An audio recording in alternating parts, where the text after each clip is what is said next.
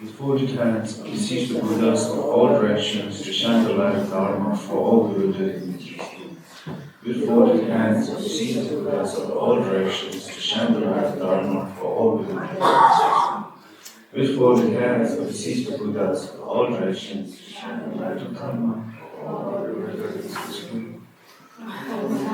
Beseech the Buddhas of all directions to shine the light of Dharma for all Buddhas. With folded hands, I beseech the Buddhas of all directions to shine the light of Dharma for all Buddhas. With folded hands, I beseech the Buddhas of all directions to shine the light of Dharma for all Buddhas. With folded hands, I beseech the Buddhas of all directions to shine the light of Dharma for all Buddhas. With folded hands, I beseech the Buddhas of all directions to shine the light of Dharma for all Buddhas. With folded hands, I beseech the Buddhas of all directions to shine the light of Dharma for all Buddhas. With folded hands, I beseech the Buddhas of all directions to shine the light of Dharma for all Buddhas. With folded hands, I beseech the Buddhas of all directions to shine the light of Dharma for all Buddhas. With folded hands, I beseech the Buddhas of all directions to shine the light of Dharma for all Buddhas. With folded hands, I beseech the Buddhas of all directions to shine the light of Dharma for all Buddhas. With folded hands, I beseech the Buddhas of all directions to shine the light of Dharma for all Buddhas. With folded hands, I beseech the Buddhas of all directions to shine the light of Dharma for all Buddhas. With folded hands, I beseech the Buddhas of all directions to shine the light of Dharma for all Buddhas. I beseech the Buddhas of all directions to shine the light of Dharma for all Buddhas. With folded hands, I beseech the Buddhas of all directions to shine the light of Dharma for all Buddhas. With folded hands, I beseech the Buddhas of all directions to shine the light of Dharma for all Buddhas. With folded hands, I beseech the Buddhas of all directions to shine the light of Dharma for all Buddhas. With folded hands, I beseech the Buddhas of all directions to shine the light of Dharma for all Buddhas. With folded hands, I beseech the Buddhas of all directions to shine the light of Dharma for all Buddhas. With folded hands, I beseech the Buddhas of all directions to shine the light of Dharma for all Buddhas. With folded hands, I beseech the Buddhas of all directions to shine the light of Dharma for all Buddhas. With folded hands, I beseech the Buddhas of all directions to shine the light of Dharma for all Buddhas. With folded hands, I beseech the Buddhas of all directions to shine the light of Dharma for all Buddhas. With folded hands, I beseech the Buddhas of all directions to shine the light of Dharma for all Buddhas. With folded hands, I beseech the Buddhas of all directions to shine the light of Dharma for all Buddhas. With folded hands, I beseech the Buddhas of all directions to shine the light of Dharma for all bewildered mysteries glow. With folded hands, I beseech the Buddhas of all directions to shine the light of Dharma for all bewildered. With folded hands, I beseech the Buddhas of all directions to shine the light of Dharma for all bewildered.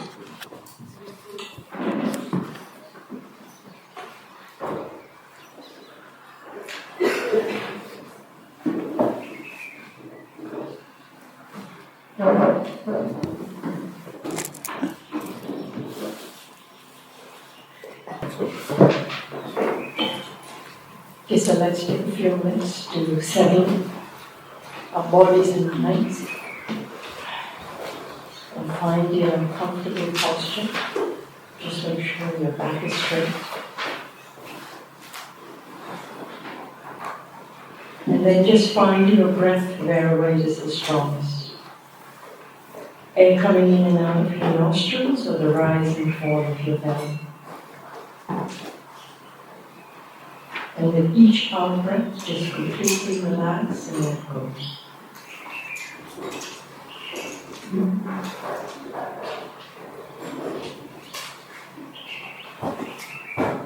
And now from this quiet space, we visualize on a beautiful golden throne, surrounded by 8 snow lions, on top of which is a beautiful lotus and moon cushion, sits none other than our Guru in the form of Shakyamuni Buddha, one face, 2 hands, and bearing the 3 robes. His left hand is holding the bowl of nectar, and his right hand is touching the earth.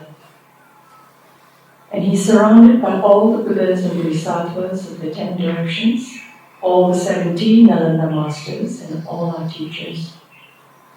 And just take a few minutes to feel their beautiful, wise, compassionate presence on each one of us, and to feel like they are looking at us like a mother would her only child.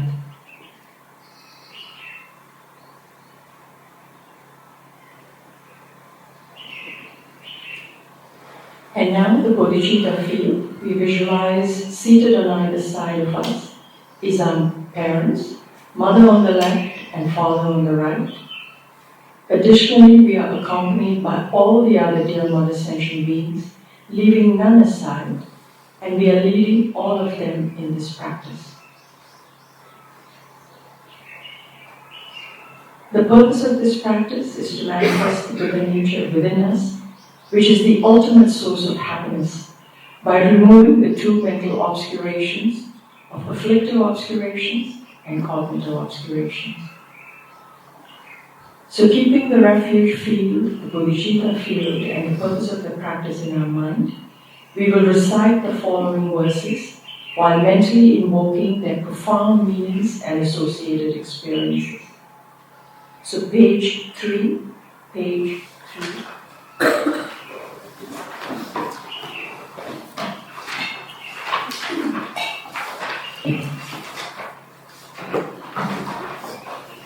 Infused by great compassion, you taught the immaculate Dharma to dispel all erroneous views. To you, the Buddha Gautama, I pay homage.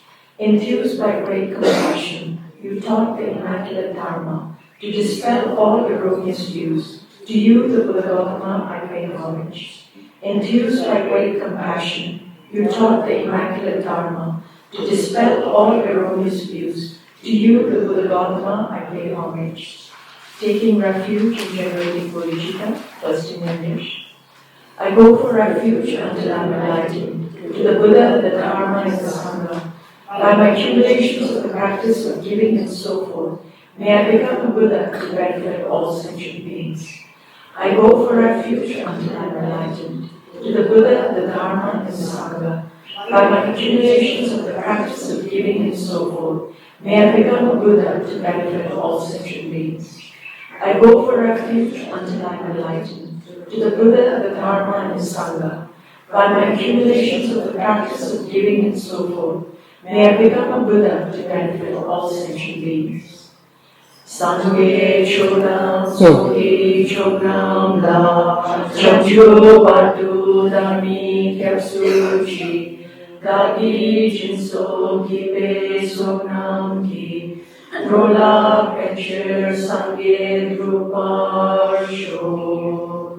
Sangye chodam sohi chodam la chanjo batu dami kyapsuchi Dagi jinso gibe sonam ki drola pencher sangye druparsho.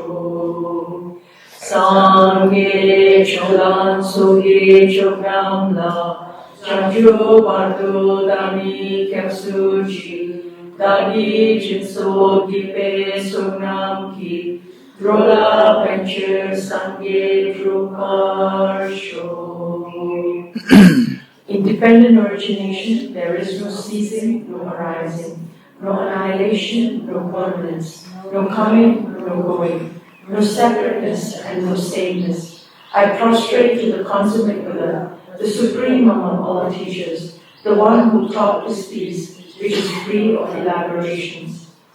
I prostrate to the mothers of the hearers, the host of the Bodhisattvas and the Buddhas as follows.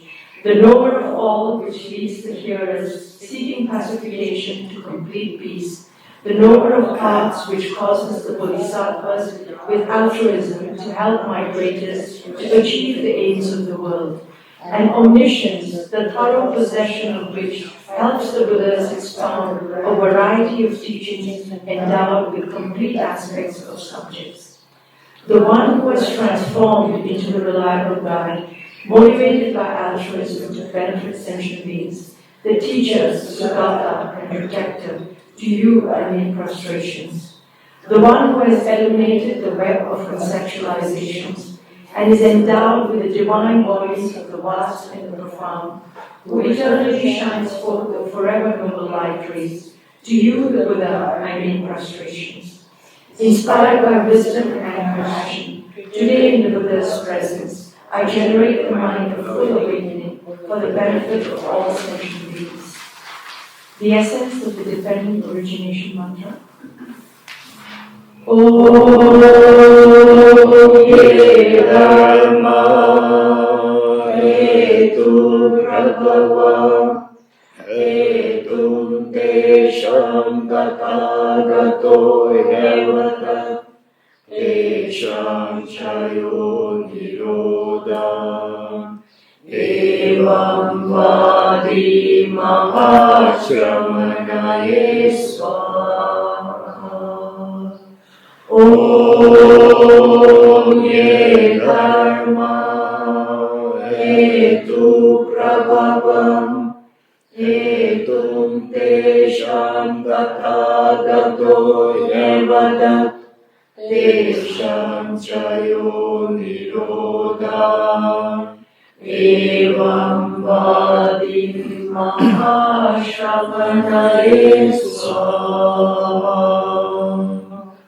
Om Ye Dharma Hetu Prabhavam Hetum Tesham Tathagato Yevada Tesham Chayo Nirodha Evam Vadi Mahashramanaye Swaha. Meaning of the dependent origination mantra. All phenomena arise from causes. The causes are taught by the Tathagata. Whatever is the cessation of these causes is taught thus by the great seer. Profound, peaceful, elaboration-free, clear-eyed and non-composite. Such is the nectar of Dharma I have discovered. Finding no one to fathom this teaching, in silence I will retire into the woods. Beyond utterance, thought, and expression is the perfection of wisdom, which is unborn, unceased, and has the nature of space. It is the object of apprehension of self-realized wisdom. To you, the mother of the Buddhas of the 3 times, I pay obeisance. The 4 seals of the Buddha's teachings. All composite things are impermanent. All contaminated things are of the nature of suffering.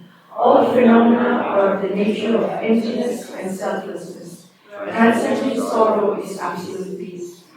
The Guru is the Buddha, the Guru is the Dharma. Likewise, the Guru is the Sangha. The Guru is the source of everything wholesome. I go for refuge in the Guru. By the sound of the vibrant drum of karma, you liberate all beings of miseries. I beseech you to kindly remain and give teachings until the end of the expanse of billions of humans. The Buddha does not wash away the negativities of beings, nor does he remove their miseries with his hands. His spiritual realizations are not transferred to them. It is by teaching the truth of suchness that beings are liberated. Instructions on parting from the 4 attachments. If you are attached to this life, you are not a spiritual practitioner. If you are attached to samsara, you have no renunciation. If you are attached to your own self-interest, you have no bodhicitta. If there is grasping, you do not have the view. With folded hands, I beseech the Buddhas of all directions to shine the light of karma for all bewildered illusories gloom. Having generated the mind of supreme enlightenment, I invite all sentient beings as my guests. I will engage in the obedient deeds of the excellence of enlightenment. May I become a Buddha for the benefit of all sentient beings. Page 15.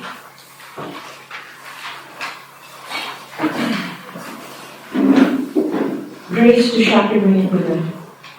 To the founder, the endowed transcendent destroyer, the Tathagata, the full destroyer, the completely perfected, fully awakened being, perfect in knowledge and in good conduct, Sugata, knower of the world, supreme guide of the human beings to be tamed, teacher of gods and human beings, to you, the completely and fully awakened one, the endowed transcendent destroyer, the glorious conqueror, the subduer from the Shakya clan, I prostrate, make offerings, and go for refuge. When, O supreme amongst humans, you were born on this earth, you paced out 7 strides, then said, I am supreme in this world. To you who were wise then, I prostrate. With pure bodies, formed supremely pure, wisdom ocean like a golden mountain, fame that blazes in the 3 worlds, winner of the best, Lord, to you I prostrate. With the supreme science, face like a spotless moon, color like gold, to you I prostrate. Thus free like you, the 3 worlds are not. Incomparable wise one, to you I prostrate. The Savior having great compassion, the Founder having all understanding, the field of merit with qualities like a vast ocean, to you the Tathagata I prostrate. The purity that frees one from attachment, the virtue that frees one from the lower realms, the one path, the sublime pure reality, to the Dharma that pacifies and prostrate. Those who are liberated and also show the path to liberation, the holy faith qualified with realizations, who are devoted to the moral precepts, to you, the Sangha, I prostrate.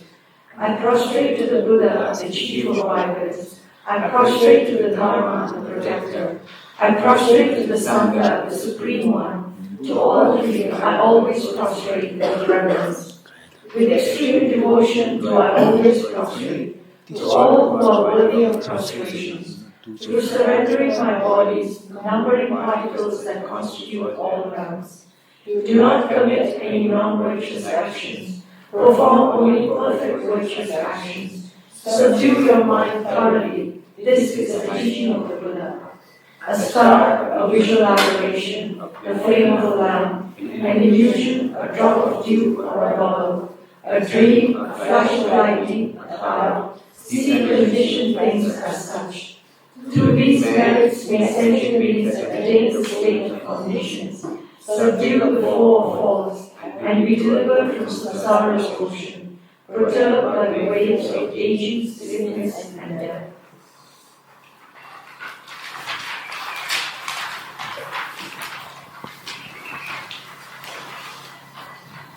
Page 3131.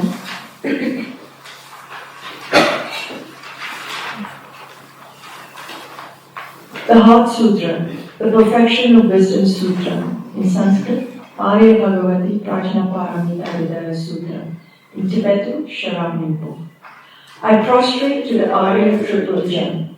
Thus did I hear at one time. The Buddha was dwelling on the massive vulture's mountain in Rajagiri, together with a great community of monks and a great community of bodhisattvas. At that time, the Buddha was absorbed in a concentration on the categories of phenomena called profound illumination.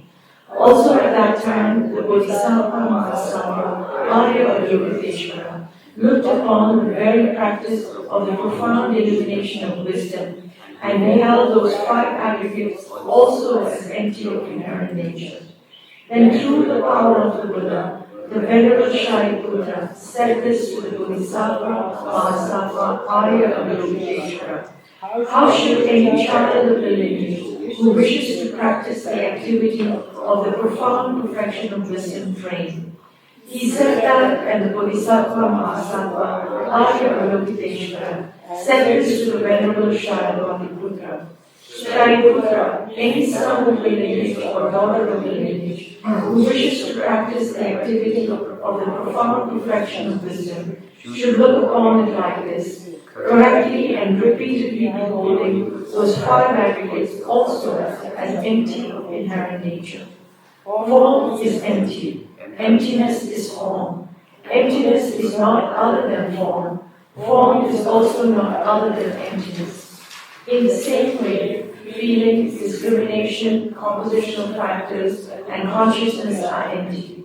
Shariputra, likewise, all phenomena are empty, without characteristics, unproduced, unceased, stainless, not without stain, not deficient, not fulfilled. Shariputra, therefore in emptiness, there is no form, no feeling, no discrimination, no compositional factors, no consciousness, no eye, no ear, no nose, no tongue, no body, no mind, no visual form, no sound, no smell, no taste, no object of touch, and no phenomenon.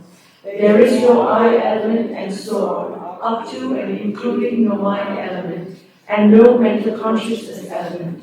There is no ignorance, no extinction of ignorance, and so on, up to and including no aging and death, and no extinction of aging and death.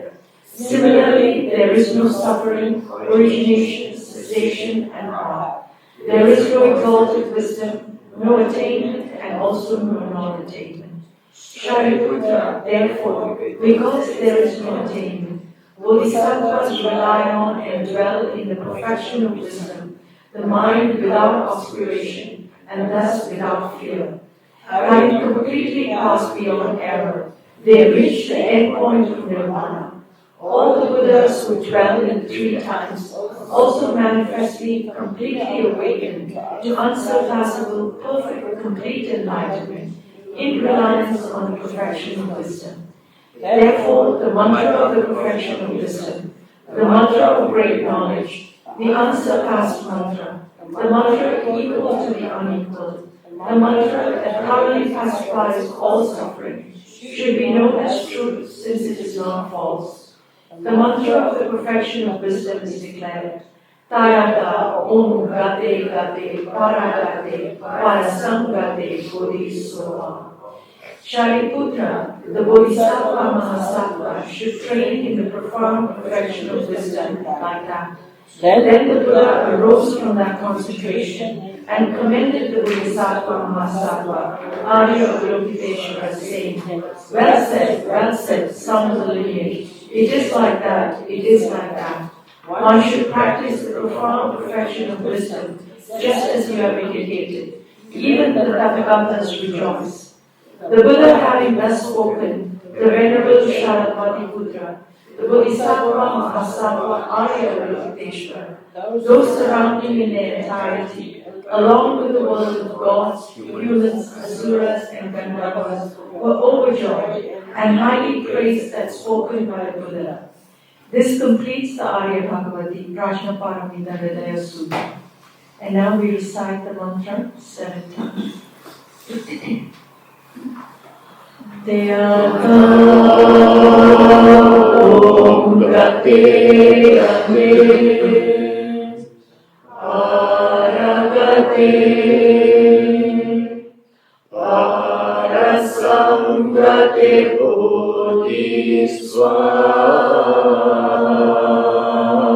Teyata Om Gate Gate Aragate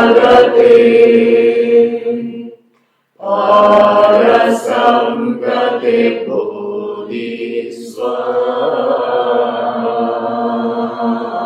Teyata Om Gate Gate Aragate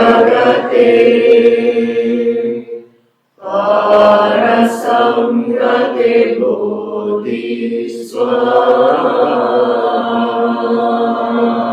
Teyata Om Gate Gate Aragate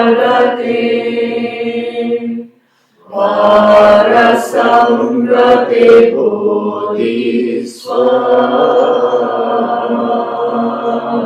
Teyata Om Gate Gate Aragate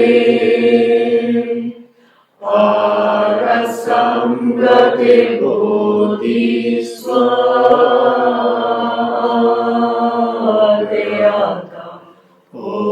Gate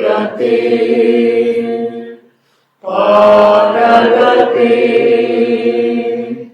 Parasamgate Bodhisvatthaya Om Gate Paragate Parasamgate Bodhisvatthaya. By the teachings of the three supreme jewels, possessing the power of truth, may inner and outer hindrances be transformed. May they be dispelled, may they be non-existent, may they be pacified. May all negative forces opposed to the Dharma be completely pacified. May the host of 80,000 obstacles be pacified. May we be separated from problems and conditions harmful to the Dharma. May all enjoyments be in accord with the Dharma. May auspiciousness and perfect happiness pervade this place now. The next page.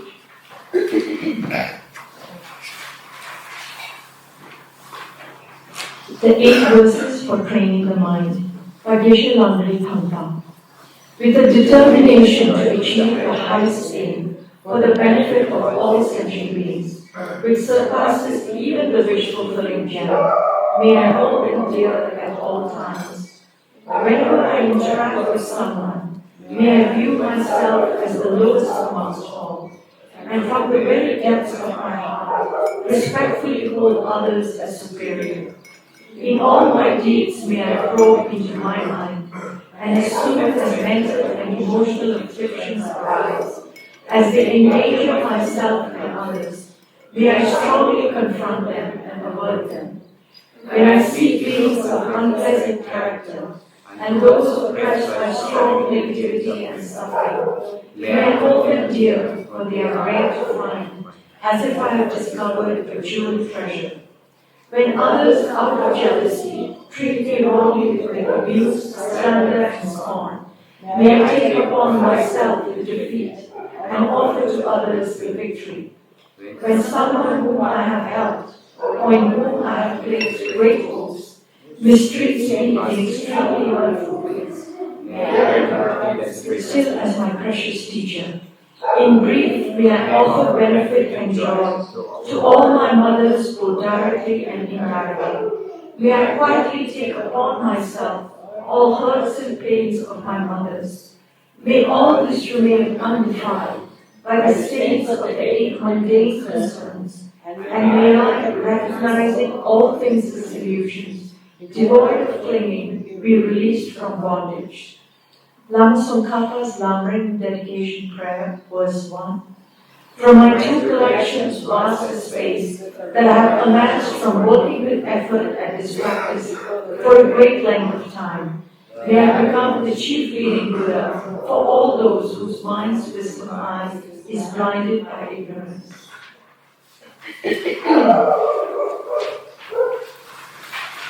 Page 3939.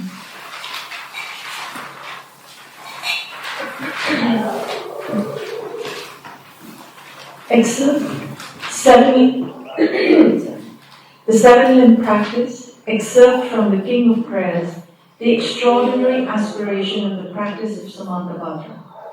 I bow down to the youthful Arya Manjushri, you the Buddhas, the lions amongst humans, gone to freedom in the present, past, and future, in the worlds of 10 directions. To all of you, with body, speech, and sincere mind, I bow down.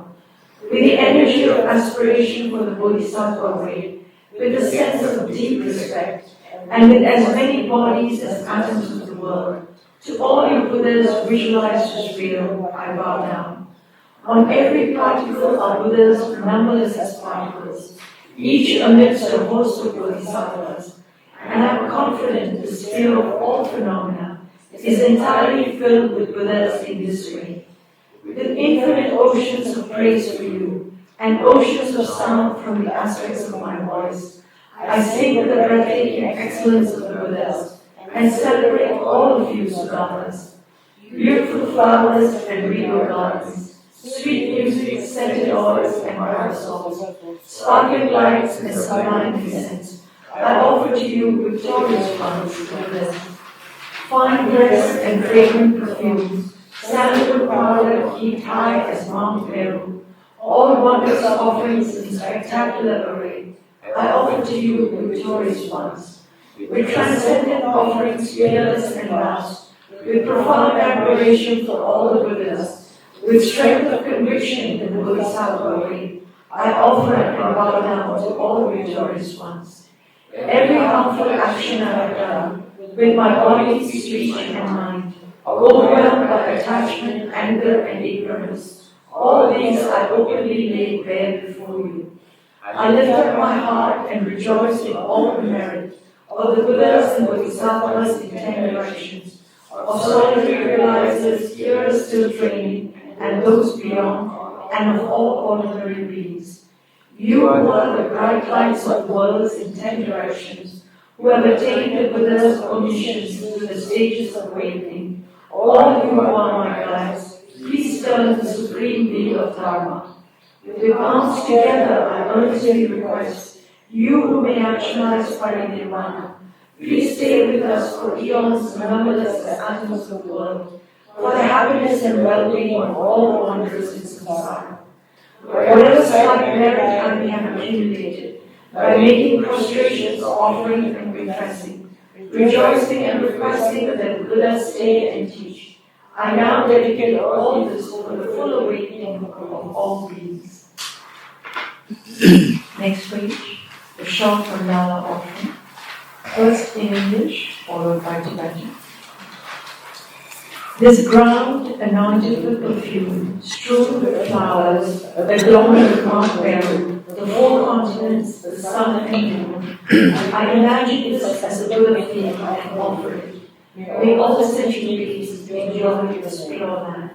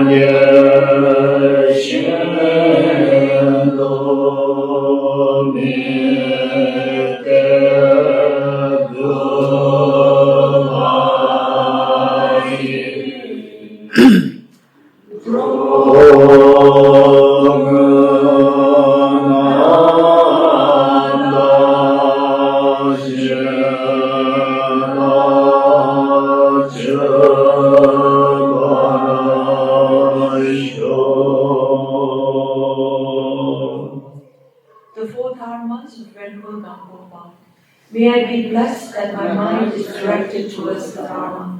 May I be blessed that my Dharma practice is on the proper path. May I be blessed that the path is free of flaws. May I be blessed that the flaws are seen in the light of exalted wisdom. The four dharmas of Venerable Bhikshu Mahasattva, becoming utterly frustrated with the ignorance that grasps at true existence, please bless me to generate genuine renunciation, seeing all aspects of samsara as viciously repulsive. Please bless me that my mind stream overflows with the precious bodhicitta that cherishes others more than myself. Please bless me to have an immaculate experience of the wisdom of emptiness that does not see even an atom of intrinsic reality, on the basis of understanding how things come into being by dependent origination through mere conditioning. Please bless me that my mind stream overflows with the precious wisdom of the non-duality of bliss and emptiness. Idam Guru Ratna Mandalakam Nivyatayam. Next page, 4-4.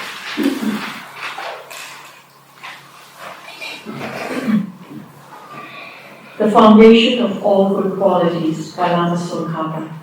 The foundation of all good qualities is the kind and perfect pure Guru. Correct devotion to them is the root of the path. By clearly seeing this and applying great effort, please bless me to rely upon the Guru with great respect. Understanding that the precious freedom of this rebirth is found only once, is greatly meaningful and is difficult to find again. Please bless me to generate the mind that unceasingly, day and night, takes its essence. This life is as impermanent as a water bottle. Remember how quickly it decays and death comes.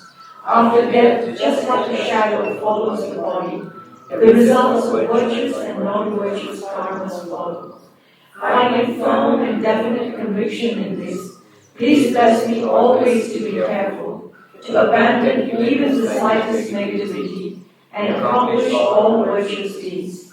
Samsaric splendors are unsatisfying and unreliable. Seeking them is the door to all suffering. Recognizing these shortcomings, please bless me to generate a strong wish for the bliss of liberation. Led by this pure thought, mindfulness, alertness, and great caution arise. The root of the teaching is to keep the Pratimoksha vows. Please bless me to accomplish this essential practice. Just as I have fallen into the sea of samsara, so have all mother migratory beings. Please bless me to see this, trained in supreme bodhicitta, and bear the responsibility of free migratory beings. Even if I develop bodhicitta, but I don't practice the 3 types of morality, I will not achieve enlightenment. With my clear recognition of this, please bless me to practice the bodhisattva vows with great energy. Once I have pacified distractions to wrong objects and correctly analyzed the meaning of reality, please bless me to generate quickly within my mind stream the unified path of calm abiding and special insight. Having become a pure vessel by training in the general path, please bless me to enter the holy gateway of the fortunate ones, the supreme Vajrayana. At that time, the basis of accomplishing the 2 attainments is keeping pure vows and samaya.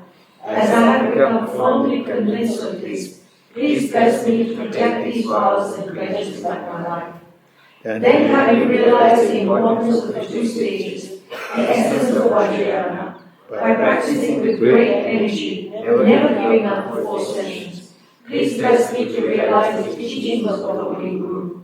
Like that, may the Gurus who show the noble path and the spiritual friends who practice it with long lives, please bless me to satisfy completely all outer and inner hindrances.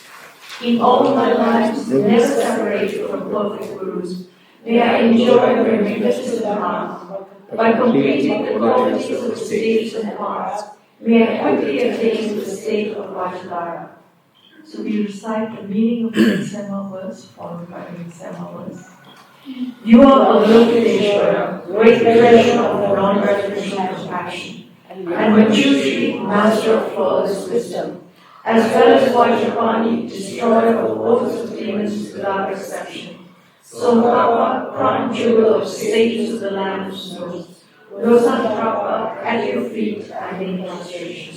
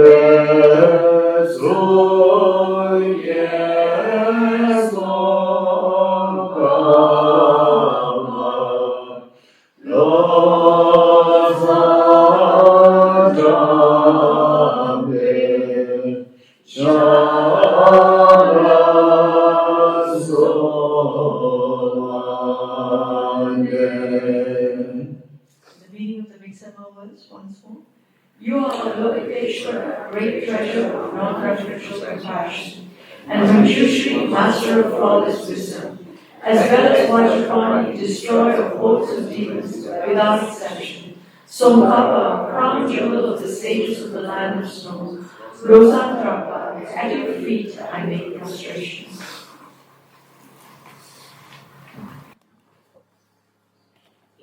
Okay, 5 minutes of Shamya meditation.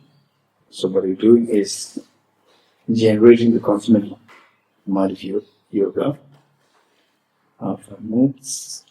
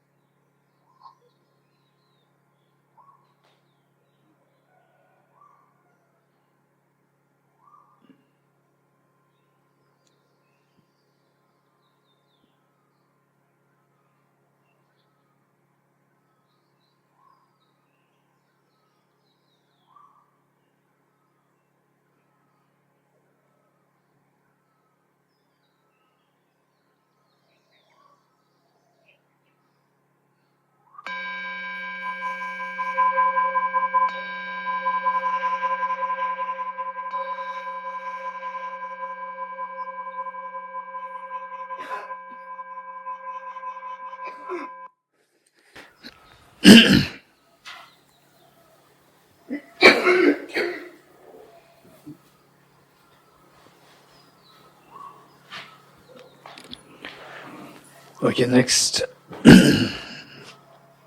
next, renunciation. And the 3 points that we're meditating now,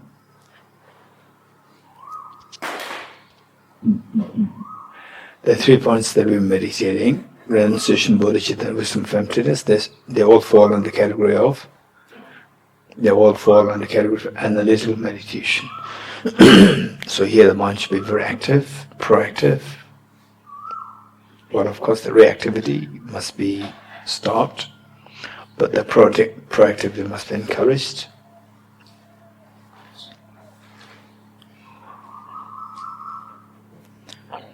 A renunciation is to renounce miseries. Many people have a naive understanding that Buddhism talks for renunciation is all about giving up happiness, giving up good things. This is a very wrong understanding. Renunciation doesn't mean to renounce happiness. It's to renounce miseries. To renounce miseries, we need to learn how to renounce the causes of the miseries. And the causes of the miseries Buddha identified as, in the mantra, Ye dharma hetu prabhava, hetum tesham tathagato hyevatat. All phenomena arise from causes, and the causes are taught by the Tathagata. And the causes which the Buddha taught are summarized by Arya in his Fundamental Wisdom of the Middle Way, chapter 18, verse 5. Ceasing of karma's afflictions is nirvana. Karma's afflictions arise from inappropriate attention, which in turn arises from the elaboration of self-grasping ignorance, and their elaboration ceases through or into the wisdom of emptiness. And at the root, while we see the immediate cause of suffering as contaminated karmas, which in turn is triggered by afflictions, which in turn triggered by conceptualization of the inappropriate attention, and finally the self-grasping ignorance, which sucks up in the dream of ignorance, making us falsely believe an intrinsic objective existence of things. Just as the moment we are sucked up in the dream, we lose our freedom. Likewise, we are sucked up in the dream of self-grasping ignorance, dream of samsara. We lose our freedom. Loss of freedom is misery. Misery is samsara. This is what samsara is. Because we have no freedom, all forms of lack of freedom, some so immediately painful, suffering, some so viciously painful, suffering change, and some masterminds which is hiding behind everything and creating all these pains, the pervasive conditioned suffering. Recognizing these three sufferings so well,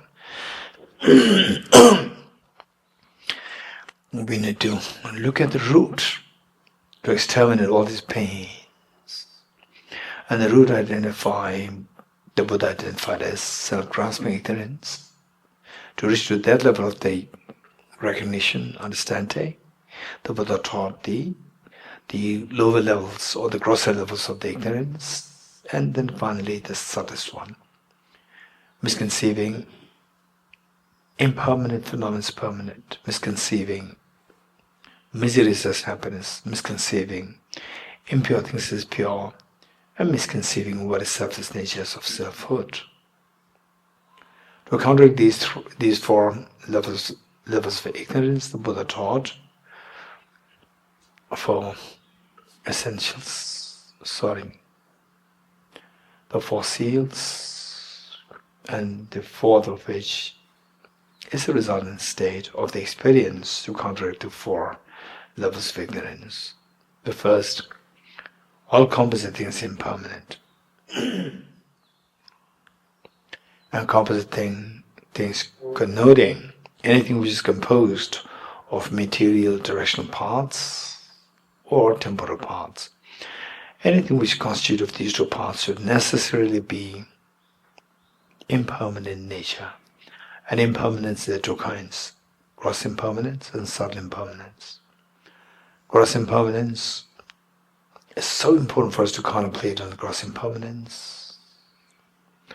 Impermanence whose continuum terminates, for example, like our youth, and all the powerful, wealthy, and very youthful people 200 years ago, 300 years ago, 400 years ago, and so forth.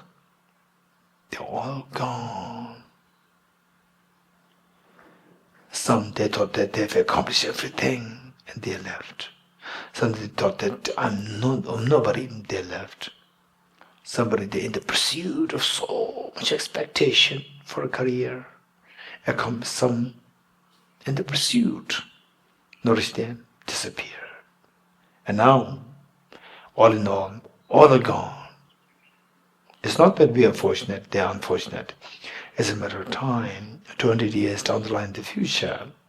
Not even a single person today, whether you have accomplished what you think you've accomplished, still you're looking for something. Even the person who thinks that he or she has accomplished, or many others see that, oh, this person is the most successful person. Even that person struggling is a facade. Behind the facade is very different, still is pursuing. So all of us will disappear 200 years and down the line in the future. And out of 8 billion human beings, how many will be remembered? Only a handful of people will be remembered. Majority, 99.99%, will disappear in the faint history. This is impermanence, the power of the impermanence. The merriments, the festivities, the joys, the picnics, the parties that we engaged in, birthday parties and so forth, New Year celebration and so forth. What we experienced, they're all gone, become faint memories. It's for this reason the Buddha taught. Yes, it reminds me of just a letter by the great teacher, incredible great teacher, Yogi, 11th century. For family reasons, because of the complications, conflicts happening between his family and his uncles and aunts' family, he had to leave and finally engaged in black magic to destroy the uncle's side. And regretted, deeply regretted, and went into the Dharma and became met with a great teacher, which is Marpa. And finally, coming back home, he went to his house, now in ruin, and inside the house is in a dilapidated state. And he said, when the house is intact, the owner is away. When the owner comes, the house is gone. Even if the two are together, there's no essence, there's no meaning.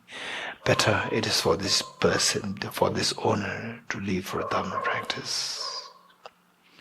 And then he saw the skeleton of the mother inside the house, unattended. When the mother was here, the son was gone. When the son came, the mother was gone.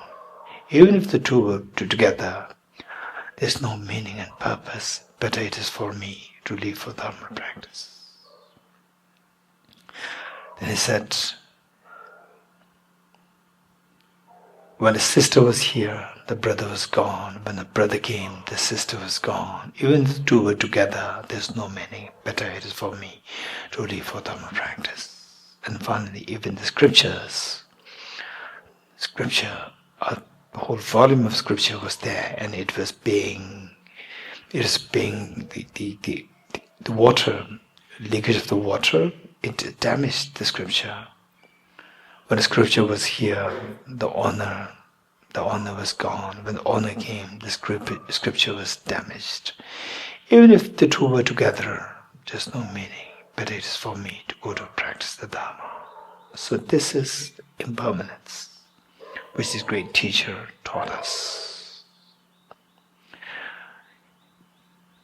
It's for this reason the Buddha taught all what gathers, disperses, and all what is accumulated gets exhausted, and all what is born dies.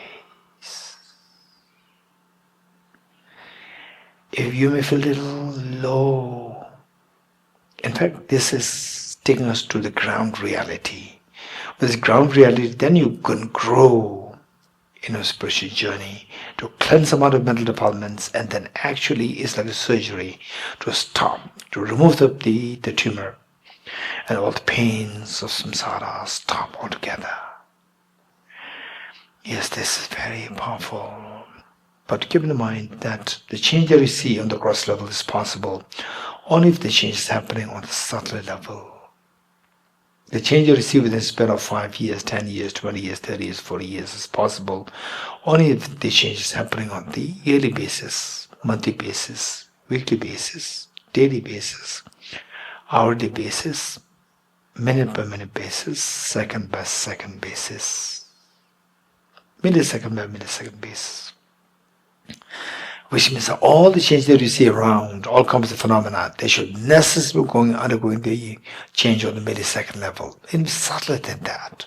What does it mean by change on the millisecond level? Where the change is so obvious, like you can hardly see the digits, they're like just worms moving. Millions of worms put together, insects put together, they're moving extremely fast moving. This is what it is. This is reality to your body. This reality of the place where you stay. This reality of all the family members, your husband, wife, children, parents, the world. This is reality. It's very scary though. It's like as though you are thrown into a very fast moving train. Yes, the faster the train moves, the more the fear. Why? We don't know where this train is taking. And who decides where this train is taking you? The train driver decides. If the train driver is your mother, no doubt will take you to a picnic spot. But if the train driver is a terrorist, no doubt will take you to a slaughterhouse. And for us, our mind is a train driver, and unfortunately, although this mind per se is not a terrorist, but is under the dictate of the terrorist, the worst of the terrorist, worst of the contamination, worst of the evil force, worst of contamination, which is self-grasping ignorance and its offshoots. The Buddha taught all contaminated things are self nature. Where you are driven by the drivers of contamination, worst of which is self-grasping ignorance, it will only take us to the miseries, 3 kinds of miseries, the evident, immediate pain, suffering, and the extremely vicious and cunning pain, suffering change, and the worst of the vicious element, the mastermind of all the miseries, pervasive conditioned suffering. Yes, it's extremely tiring. Even to think of these 3 makes me so tired and sick. When will this stop? I'm tired.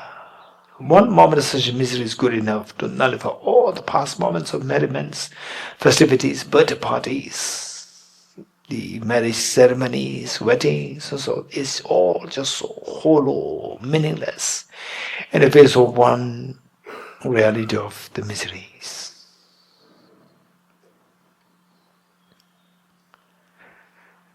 Yes, when will they stop? 2024, 2025 stopped on their own. My youth stopped on its own. When will they stop? When will these painful tears stop? They will never stop unless until you put a conscious effort. What kind of conscious effort is required? Conscious effort to first identify the root of the miseries and apply the remedies to overcome the root. Okay, what is the root? Self-grasping ignorance. And how do you counteract that? By introducing very powerful counterforce. What is that? The wisdom. What is the wisdom? Wisdom which discerns. Wisdom is the discerning mind whose apprehension of the object tallies with reality. What's the reality? The reality is what the Buddha indicated as everything is of nature, emptiness and selflessness. Okay, now we are already introduced to the emptiness, although still in a very gross form. We're going to quickly meditate on the emptiness of yourself, where all my problems, there are always two factors involved, external factors, internal factors. These two, the moment they come together, invariably gives rise to all the painful experiences, jealousy, anger, craving, greed, and sadness, irritation, and bewilderment, confusion, and so forth. Yes, so there are two things involved. One is external, one is internal. And we can also say the self, the I, the person, interacts with the external world and come together, then the emotions arise, emotions stirred, extremely painful emotions stirred. So external, internal, external the phenomena and internal person. Just by meeting of the two doesn't guarantee the miseries, but only when the misconception happens, ignorance, which misconceive the self as intrinsically real, as objectively real, and the phenomenon with which the person, with the self interacts to be objectively real, then these two come together, then erupts, explodes in all painful miseries, painful tears. Okay, so of the two misconceptions, if you can get into one, that's good enough to just stop the sound for clap of the miseries.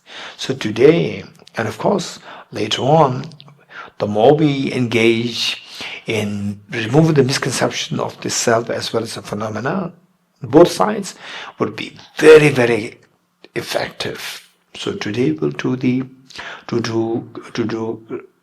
eradicate the misconception of the self as object real. Okay, what are you doing? I'm meditating. This self is meditating. Okay, how does this self appear to you? Like a so objectively real, or like a dream that your mind is creating it? Of course, so objectively real. And just as it appears as object real, how do you view it? How do you apprehend it? Of course, I apprehend so object real. So that is a self-grasping ignorance. And how do you know that this is ignorance, that this is not valid mind? To evaluate this, whether or not the self-I, which is always involved with conflicts, with fights, with sadness, with attachment, with greed, with jealousy, with anger and so forth, this I, how does it appear? It appears so intrinsically subject real. How to evaluate whether this self does exist as intrinsic real or like a dream? Remember what Nagarjuna taught. If the mirage were to be water, were not those close by the mirage see water? With a similar token reasoning, if the self would exist objectively, why don't they see the self as a go closer to its object? So how to go closer to its object? This is known as subjecting the self to ultimate analysis. Now, subjecting self to ultimate analysis, let's see what the self is like, whether or not the self does exist from the object. So, going close to its object with the, let's say first, we see the very thin layer of the skin. Behind that, the fatty tissues. Behind that, the muscles, the cartilages. Alongside the whole skeleton, the heart, the lungs, the liver, the pancreas, and so forth. All this constitute the element of earth, the solid part, element of earth. And of course, the self which appears so intrinsic real, which is in due identified object negation. If it does exist the way it appears as intrinsic object real, there are only two possibilities for it to exist as object real. Subjecting the self to ultimate analysis, we end up seeing the parts, and to see if it is intrinsically or objectively in its ultimate analysis, these parts to be the self. Or, if not, remove the parts to see if there's a self still there objectively as different from the parts. And going there to explore the parts, first we see the solid parts which constitute animal earth. Then we see the 4 liters of blood being pumped in and out by the heart to the different parts of the body. There is element for water, element of fire, 2,600 joules of energy, in simply put, body heat. Element of air, 4.6 liters of air that you breathe in and out through your lungs to the muscle body.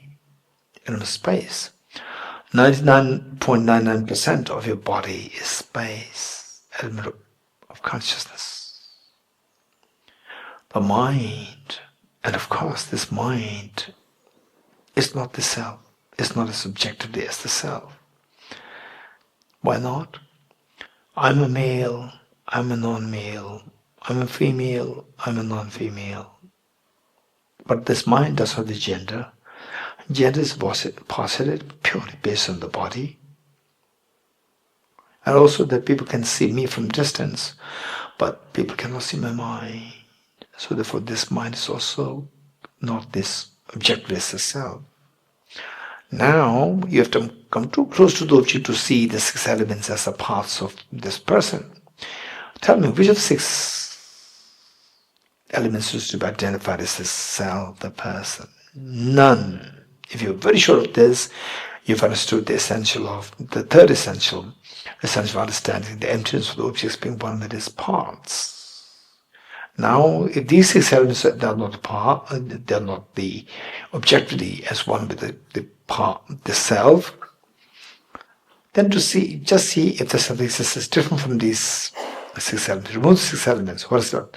Nothing is left there. If you're absolutely sure of this, this is your understanding of the emptiness of the essential understanding of the emptiness of the objects being different from its parts.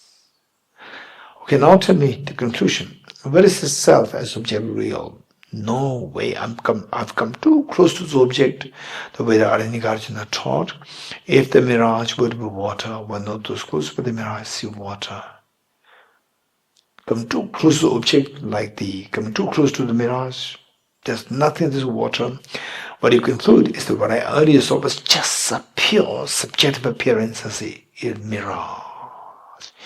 Beyond that, there's nothing there objective as water. Likewise, there's to my surprise to discover that there's nothing there as an objective self. It's just the self disappears. Earlier it was just pure perception, subjective appearance, and beyond that, on the objective, there's nothing there. Stay in this experience for a while. And for some of us, a tinge of fear can come. For others, extreme, profound, tranquil feeling can come at the core of your heart. For some, goosebumps can come in your body. For some, tickling sensations can flow through your body. For some, cold waves can flow through the surface of your body, skin. If any of these experiences come, you're very fortunate. If not, don't worry. Study more, contemplate more, and you're bound to get these experiences, to feel a sense of wonder and awe. Now, finally, I found a solution to all my tears. Wow, that's an amazing experience. But what's the benefit of this practice? Yes, justice itself, when subject to ultimate analysis, to see if it exists objectively, to discover that this self just like illusion, like a dream, like a mirage, objectively empty, and my adherence, my grasping of this self dissolves. Likewise, all your sorrows, if subjected to the same analysis, ultimate analysis, to your surprise, you will discover that they're all like dreams, nothing to hold on to, nothing to grasp on to them. They all dissolve in the experience of the emptiness of object reality.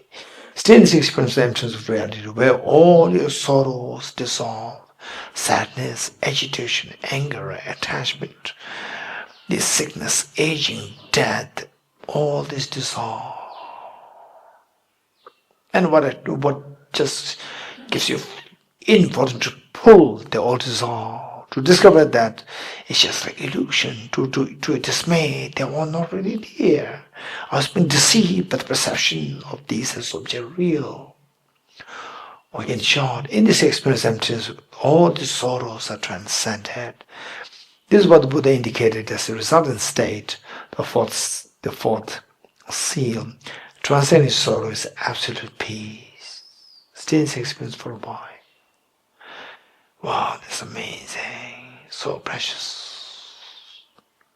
Now, generate a very strong aspiration. May I forever abide in the experience of this emptiness of object reality, where all my sorrows are transcended. That I go beyond the likes and the dislikes. I go beyond the good things and the bad things. This is where you get to the uncontaminated mental state, uncontaminated emotions, uncontaminated karmas. Oh, this is amazing. This aspiration to abide in this experience of emptiness, where all the souls are transcended, where you transcend likes and dislikes to get to the uncontaminated state, that is a final understanding of renunciation. There are many levels of renunciation. Some say, may I be free from suffering. This is also renunciation. May I be free from contaminant karma's afflictions. This is also renunciation. May I be free from contaminant karma. May I be free from self-grasping ignorance.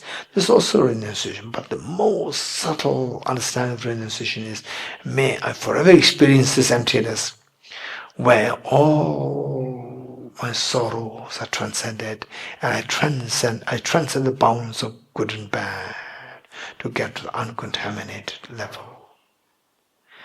Okay, slowly come out of this practice to move to the bodhicitta practice.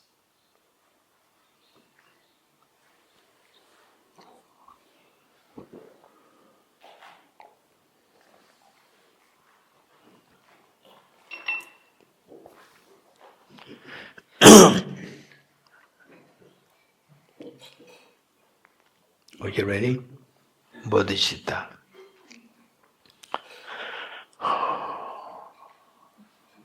So we'll do based on the four immeasurables. And what are we doing here in the morning sessions? So since today is the last day for this retreat, just see if you can. Of course, we also have the recordings.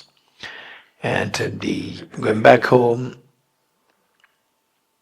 I would say if you are interested to continue with this practice, which is the most meaningful part of your life, then what we do in the morning, just take special note of this to make sure that you register these in your mind, to do the same in your own the place.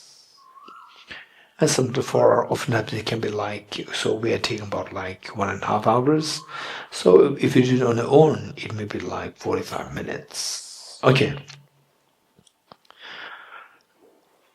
For the practice of the bodhicitta and the four immeasurables, just invoke the blessings of all the Buddhas, Bodhisattvas, because this is the journey which we have never experienced before. Thus far, we have been always been with the self-centered attitude.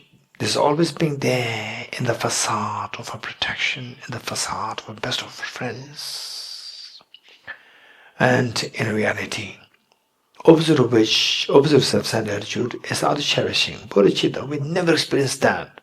Self-centered attitude has been actually taken the central position in you, pretending as though like this is the biggest of your protection and the biggest of the friends. So to counter with that, we need the support of those who transcended this self-centered attitude and self-grasping ignorance. They are the Buddhas, Bodhisattvas. So just invoke all the Buddhas and Bodhisattvas, say the blessings. When I say the blessing, it doesn't mean that you just sit there and the blessings will come. No, you put effort. It says, English expression which says, God helps those who help themselves. Like you put effort, then the real blessings of Buddhas and Bodhisattvas will come. Okay, first, immeasurable loving kindness. And even the order of these four immeasurables, they differ. But it's not that one is correct and other is wrong. No, it's a matter of how you practice. Finally, you practice it and feel the experience. When the experience starts to dawn in you, this is the whole purpose. Some people just unnecessarily keep debating. This is wrong, this is right. Practice it. Without practicing, then what's the point? Practice it and you'll feel the difference. And of course, you can't expect to feel the effect within a single practice or 1 month, 2 months. It will take time. So with this mind, some people put immeasurable loving kindness first, others put immeasurable compassion first. It doesn't matter. So, because that in some of the texts, there's mention a person prefer the immeasurable compassion first, but it depends on the individual. So here we do the immeasurable loving kindness first, because I've seen in many standard texts, and I'm sure that many of you have also followed this same immeasurable loving kindness. How good would it be that all my dear Mother Sentient beings are endowed with happiness and the causes of happiness. May all my dear Mother Sentient beings be endowed with happiness and the causes of happiness. Causes of happiness primarily consisting of the most beautiful Mother Bodhicitta and the most fearless mind of the wisdom of emptiness. I'll take the responsibility that all my dear Mother Sentient beings are endowed with happiness and the causes of happiness. The Buddhas and Bodhisattvas, like the mother of the oldest many years, raising children, and today, eldest daughter just aged 12, and eldest son aged 11. Two of them come to the mother, telling the mother, you as the eldest daughter aged 12, you as the eldest son aged 11 or 12, come to the mother, and tell the mother, Mother, please take rest. You've done everything for us. We know how much you love us. We also love you. Now we are grown up. We'll take care of all the siblings and yourself as well. And the mother couldn't believe her eyes and ears. This is exactly what happens to all Buddhas and Bodhisattvas. This happiness and the pride the Buddhas and Bodhisattvas feel invoke their compassionate minds to send forth nectars, very soothing lights towards you and all the sentient beings. The mere touch of lights and nectars with the Buddhas brings yours, instills in all happiness and of course happiness in the minds of Dhamma Sentient yourself. And you witnessing such a miracle is happening to all the Dhamma Sentient beings. You're intense happy. Take 3 deep breaths, sigh with relief.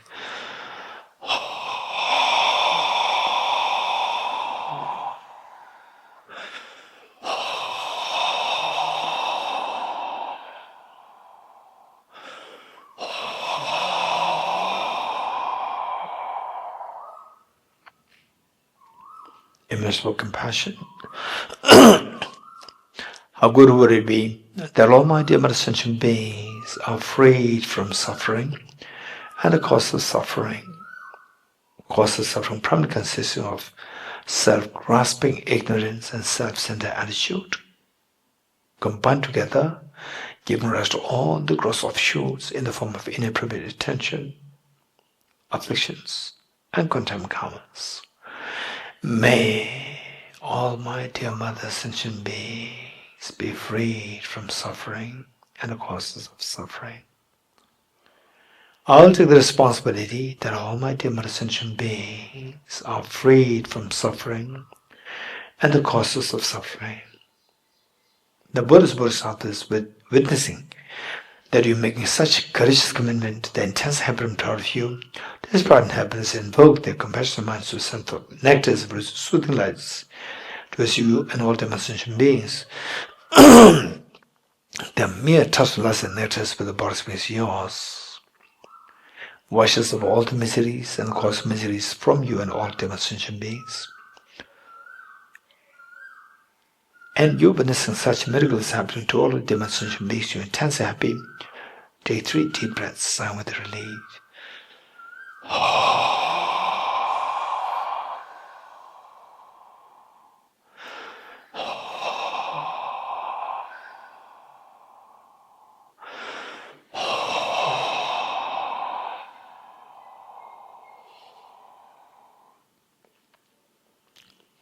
Next, immeasurable joy. How good would it be that all my demon sentient beings are never separated from happiness and the causeless happiness that they endowed with. May all my dear mother sentient beings never be separated from happiness and the causeless happiness that they endowed with. I'll take the responsibility that all my dear mother sentient beings are never separated from happiness and the causes of happiness that they endowed with. The Buddha's Bodhisattvas witnessing that you making such a courageous commitment, the intense happiness and proud of you, this pride and happiness invoke the compassion mind to a central nectar for soothing light towards you and all demon sentient beings. The mere touch of the lights and nectars with the body space yours stabilizes the happiness and the cause of happiness that the causes happiness the beings are endowed with. And you witnessing such miracles happening to all of the demon sentient beings, you're intensely happy. Take 3 deep breaths, sign with relief.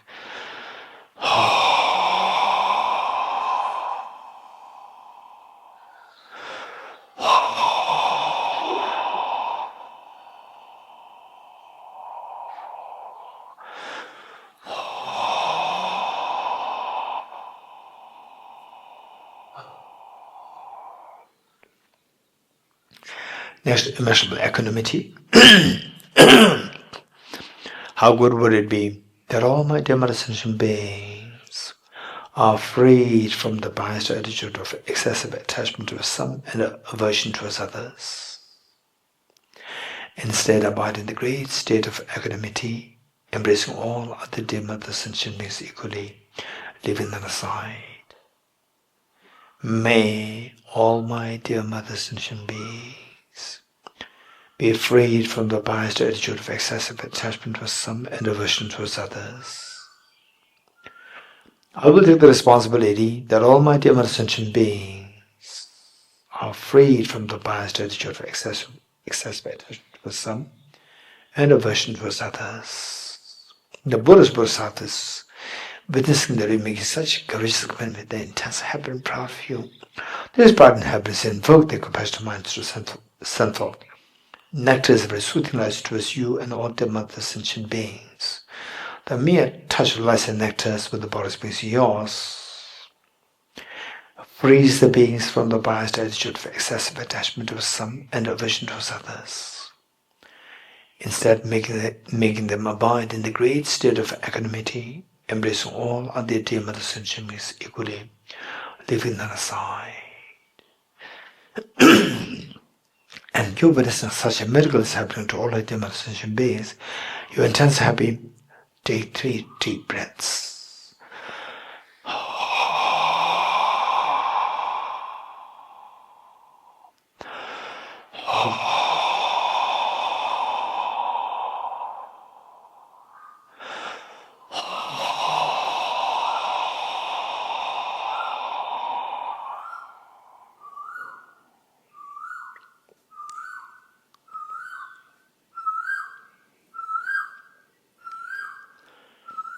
Understanding all the four immeasurables is unconditional love.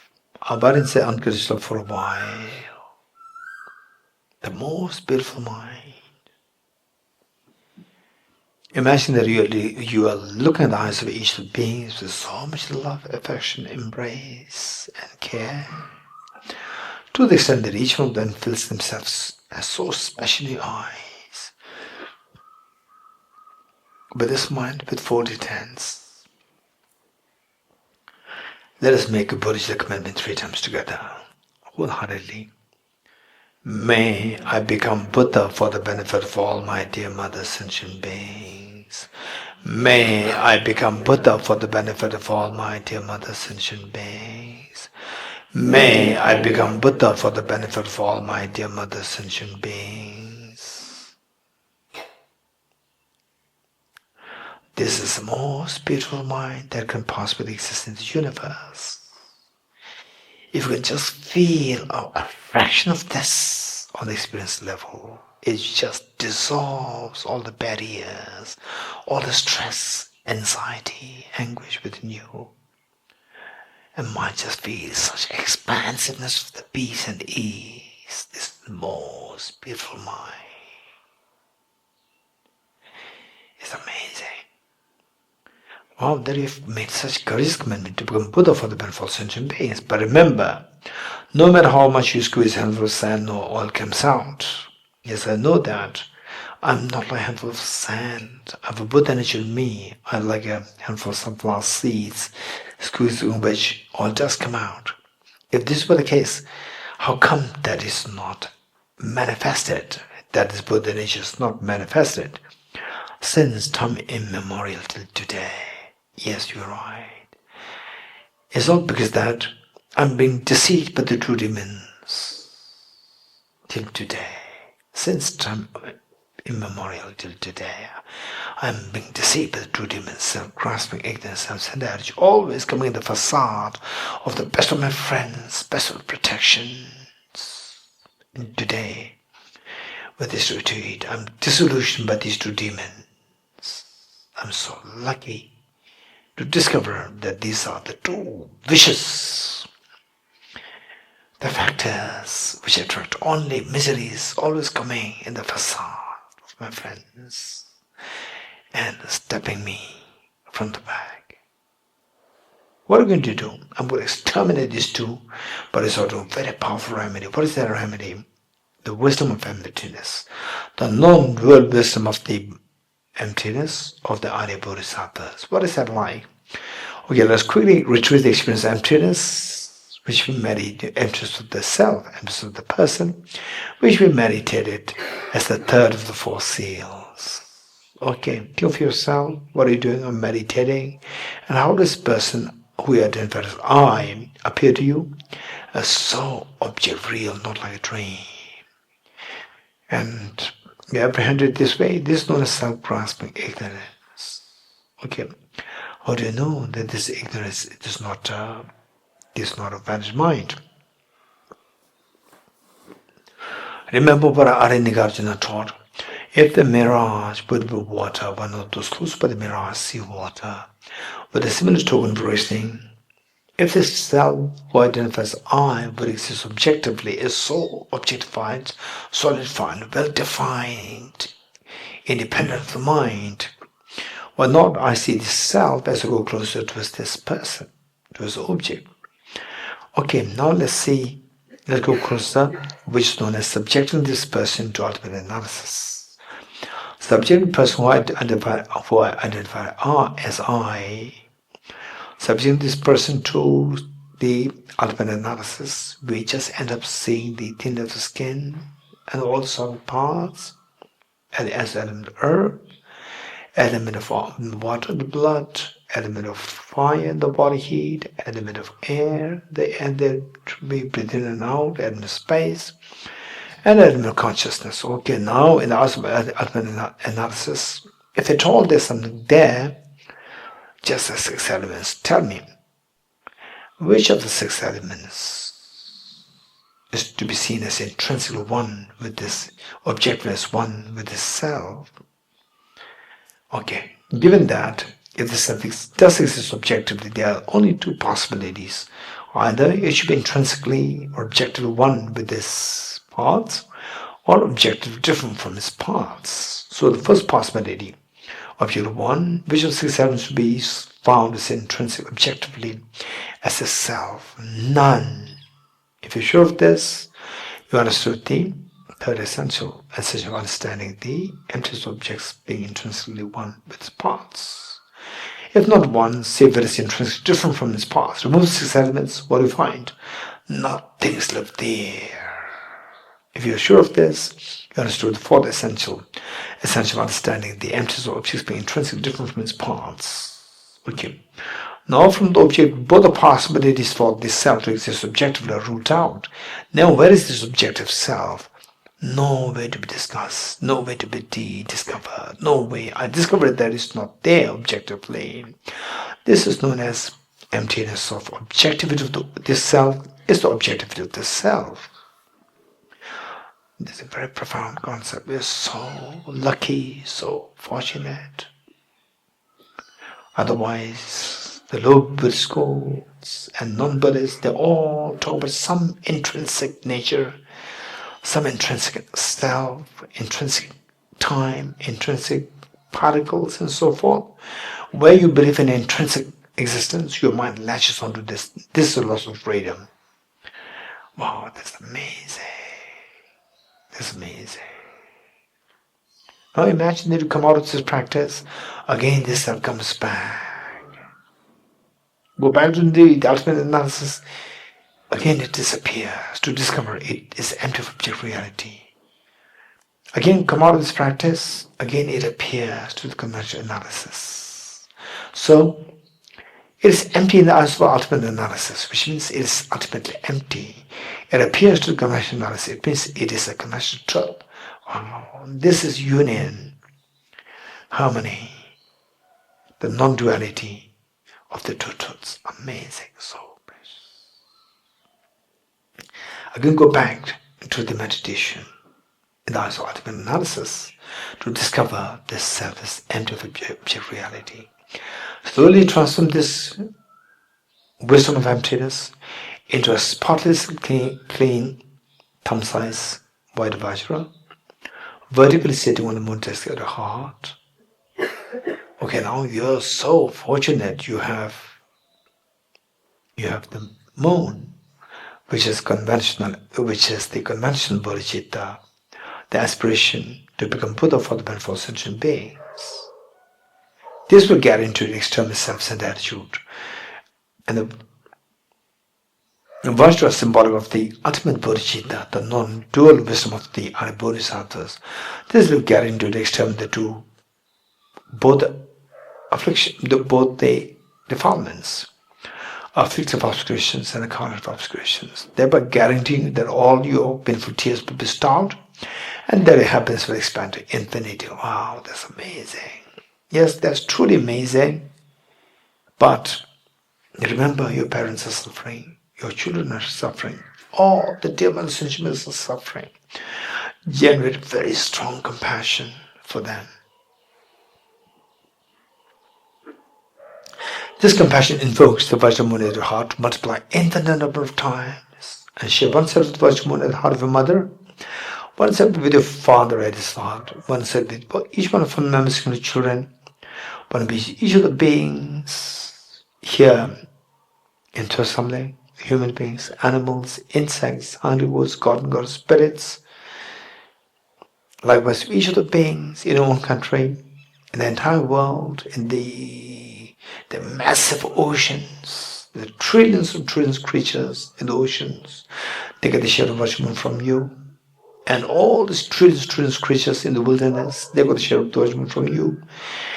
And all the beings in the Milky Way galaxy and the entire universe, everyone, all sentient beings now get a share of the Vajramoon from you. That's amazing. Meanwhile, also let's not forget that all Buddhist Bodhisattvas, they're watching us. Why don't we request and invite and request all Buddhist Bodhisattvas to be the witness and a guest to our taking the aspiration, the ceremony of taking the aspiration Bodhisattva vow. As the judge should make the request, let us slowly stand up, along with all the other sentient beings, to make 3 prostrations to all Buddhist Bodhisattvas.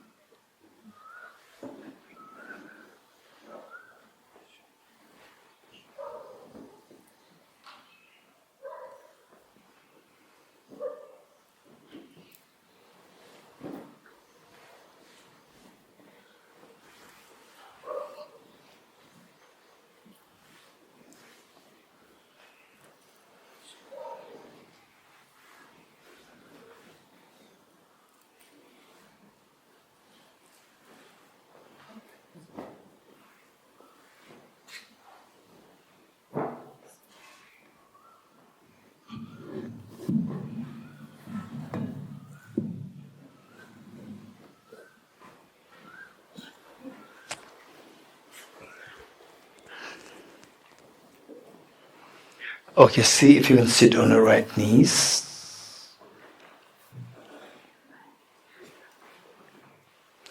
Okay, page 49.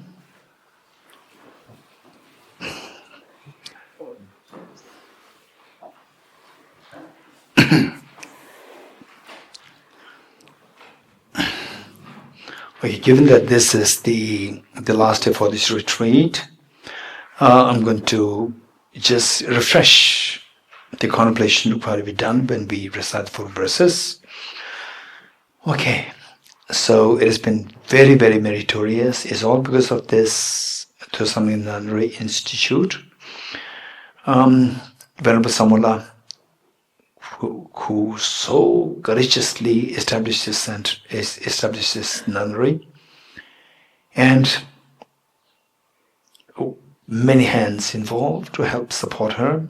And today we have Venerable Petronla taking the key responsibility here. And we are very fortunate because of this platform. We're together here and taking the aspiration Bodhisattva vow together. Okay, just imagine that you're a little girl, a little boy, just age 4 or 5, for the first time in your life, making a public appearance on behalf of your school, like a song competition, dance competition, or elocution competition, whatever.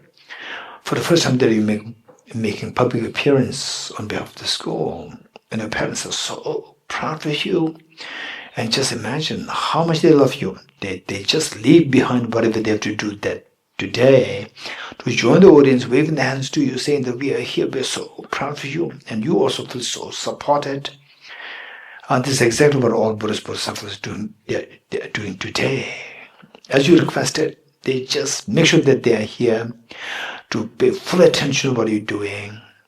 And likewise, that though you are of such a young, tender age, you are very responsible little girl, little boy, to bring along with you all your siblings, to also give them the opportunity to take part in this program. This is exactly what you're doing, to bring all the dear mothers and sensations, to give them the opportunity to practice them, taking their ceremony, taking aspiration Bodhisattva vow.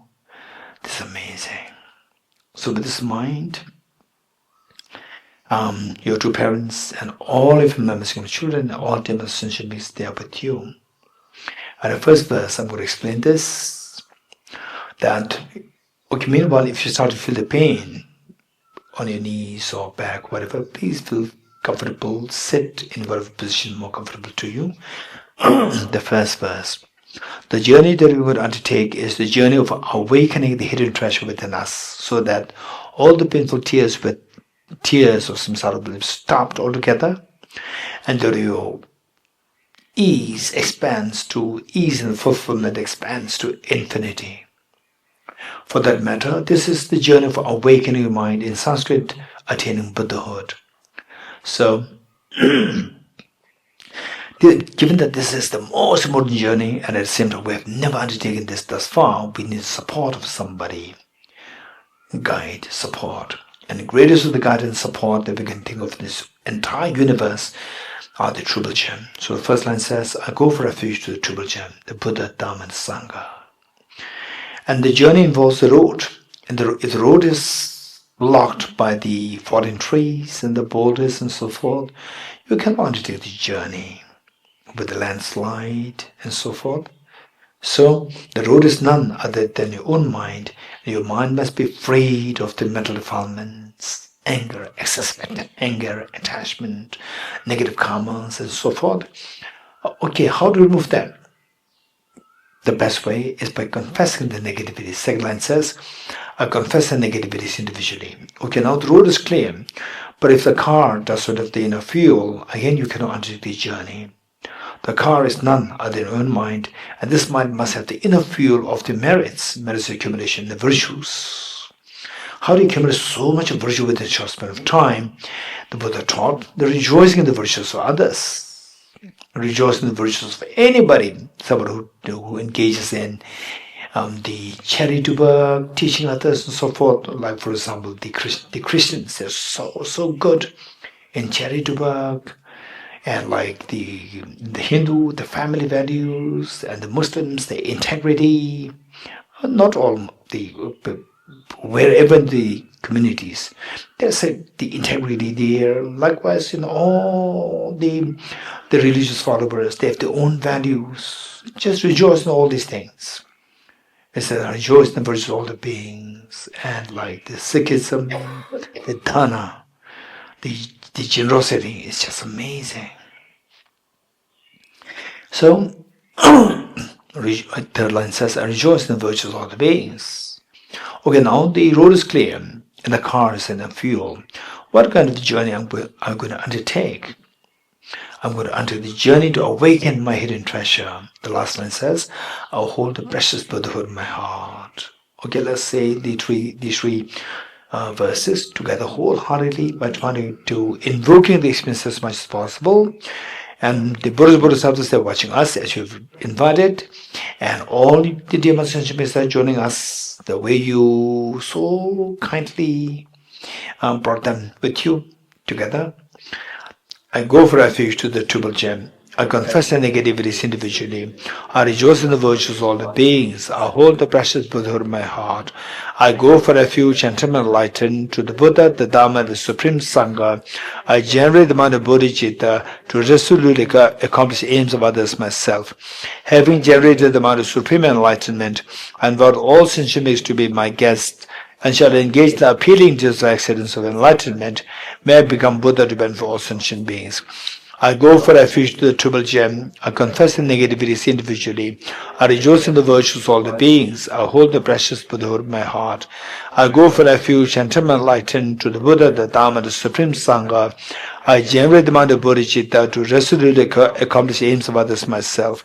Having generated the mind of supreme enlightenment, I invite all sentient beings to be my guest, and shall engage in the appealing deeds of accidents of enlightenment, may I become Buddha to benefit all sentient beings. I go for refuge to the Triple Gem. I confess the negativities individually. I rejoice in the virtues of all the beings. I hold the blessed Buddha in my heart. Supreme Sangha, I generate the mind of bodhicitta to resolutely accomplish the aims of others myself.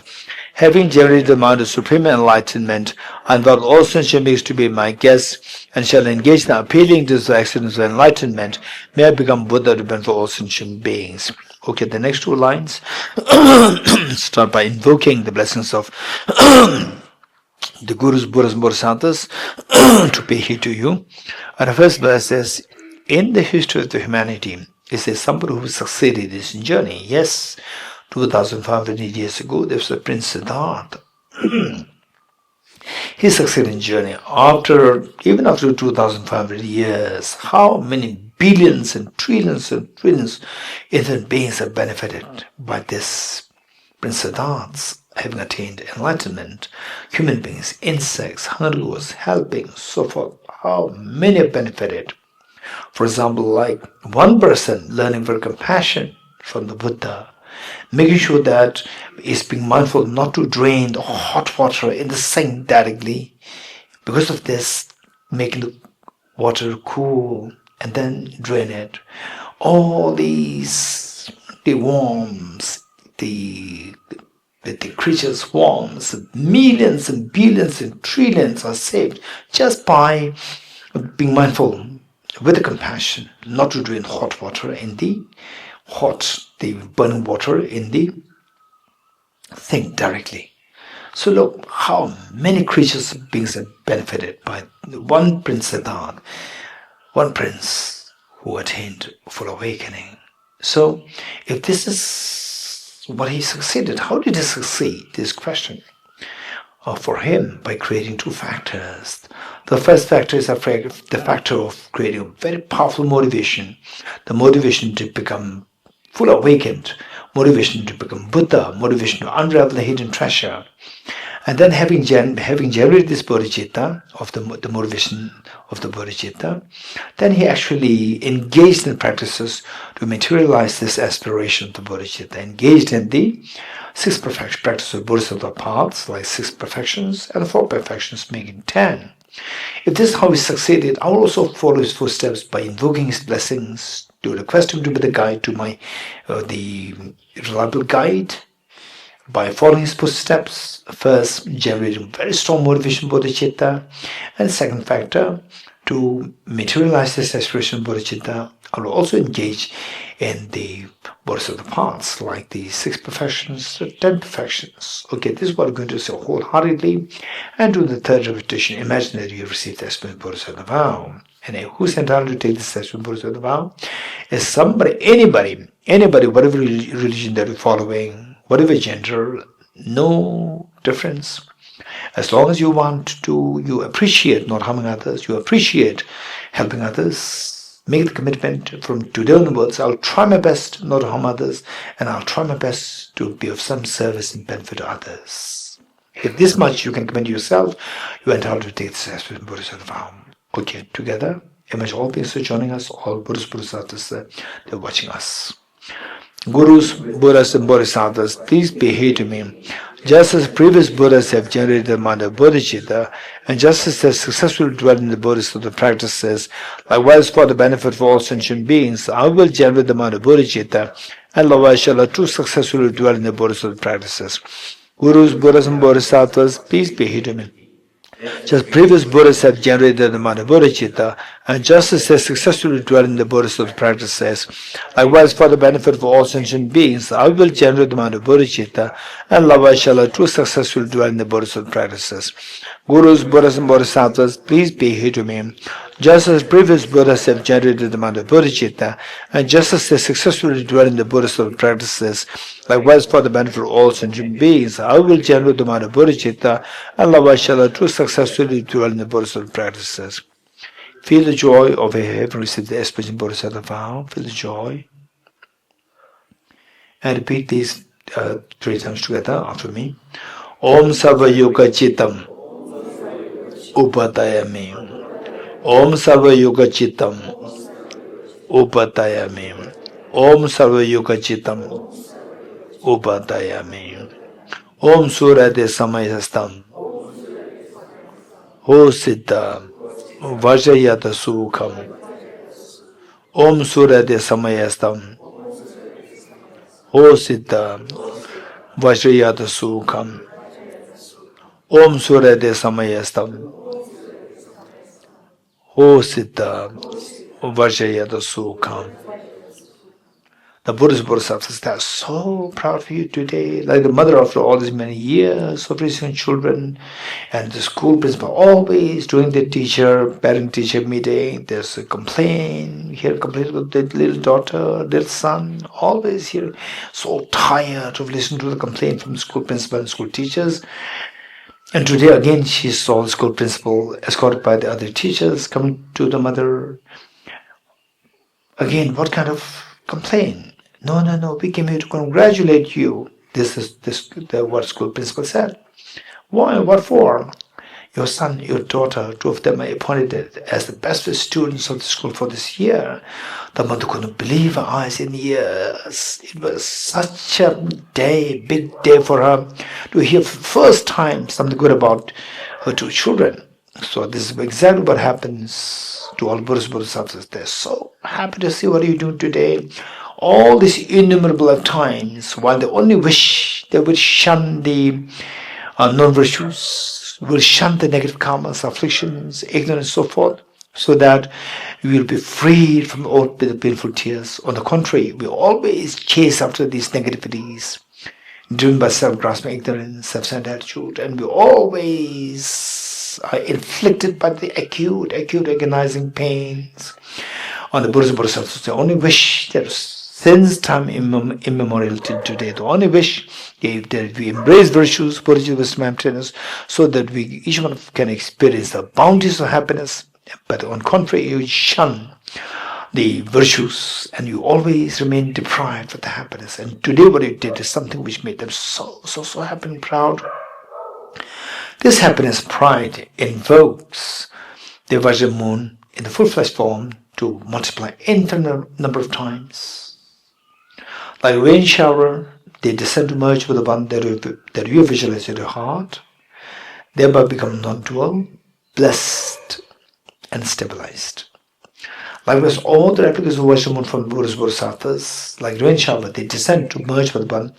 They do visualize the heart of the mother, the father, all the family members, and children, and all the dear mother sentient beings here in Jerusalem, the human beings, animals, insects, hungry ghosts, god and goddess, spirits, and so forth. Likewise, in India, in your own country, in the wilderness, in the oceans, in the Milky Way galaxy, in the entire universe, thereby becoming non-dual, stabilized, and blessed. This is amazing. You can't imagine a greater gift than this to be made to all the demons and beings, and today you gifted them with these gifts. Amazing. There's nothing more greater offering than this to be made to Buddhas, Bodhisattvas. Buddha made it very clear and declared, one moment of practice of compassion far excels whole the gifts of the universe filled with gems offered to all Buddhas, Bodhisattvas. If this were the case, what I mentioned of our having taken the experience Bodhisattva here today, you have made the greatest of the offerings to Buddhas, Bodhisattvas. Amazing. With your life, there's nothing greater a meaning than this. And today, you have given such a meaning where eventually all your painful tears will be stopped and your ease will expand to infinity. And then you can share with your wisdom with all the dear mother sentient beings. Again, what a wonder that you have given such a meaning and purpose to your life. It's amazing.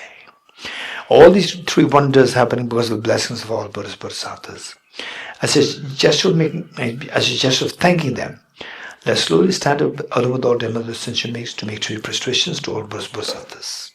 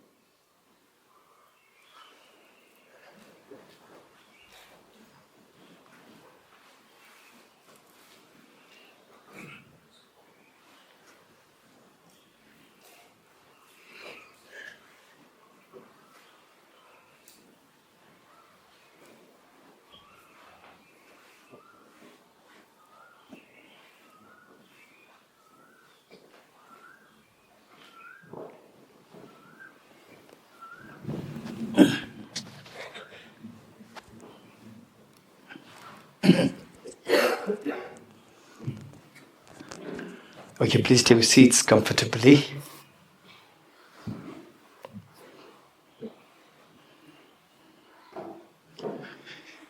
Okay, now let's turn to page 5050.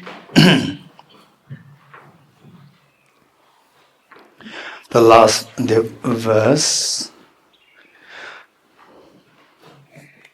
verse.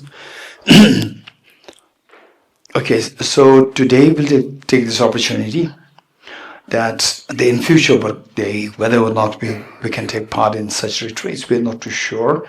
But so what we did the last 10 days is extremely precious for each one of us, including myself.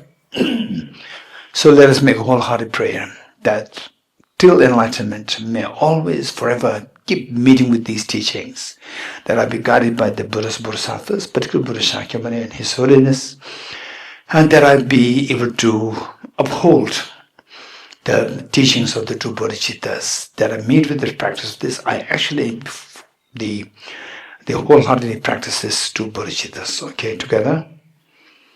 Throughout my future lifetimes, may I always be guided by the compassionate Buddha and be able to uphold the two precious Bodhicittas even across my life.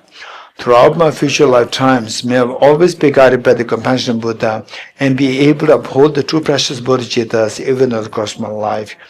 Throughout my future lifetimes, may I always be guided by the compassionate Buddha and be able to uphold the two precious Bodhicittas even across my life. Okay, so there are two things that we need to keep in mind, is that in the future lifetimes, So, but we see that in this life, we have actually, each one of us, we have seen that people of different kinds, majority, 99% of the people, they don't even meet with this teaching, number one. Out of 8 billion human beings, how many forget about the insects, or so forth? There are trillions of beings. They never heard about this teaching of bodhicitta wisdom, emptiness. And amongst this very tiny fraction of the beings on planet Earth, 8 billion human beings, how many heard the teaching of the bodhicitta wisdom, emptiness? And majority, you go to many countries, they have not even heard the word Buddha. They have not even heard the word bodhicitta, wisdom, emptiness, awaken the hidden treasure. They never heard. So therefore it is so important to meet with this teaching. The first, meeting with the teaching is very important. And now if you look at the world, we see that there are some people coming to this part of the world, like to something, Dharamsala. We see that people already met with the teaching. There are many of them, they are born in the family with these teachings already there. So some meet. Have you met? They're not serious. How many are serious? So less in number. For example, say amongst the Tibetans. So how many Tibetans here? One. And Ravana, he is actually staff, but he actually and here Shosala. So two representatives. So two of them came as staff, but they're interested. This is beautiful. Otherwise, just two. So with the Ladakis, like young ones, only few. So what I'm saying is that, and then the from Spiti too. So what I'm saying, they look, even if you already came in contact with, but how many are seriously engaging in it, showing interest? So less. And amongst those who actually show interest, how many actually take the bodhicitta as a precious main core practice? So just a tiny dot in the vast ocean. So the point is that why, after having met with these teachings, why not you directly jump into it? Why not take deep interest in this?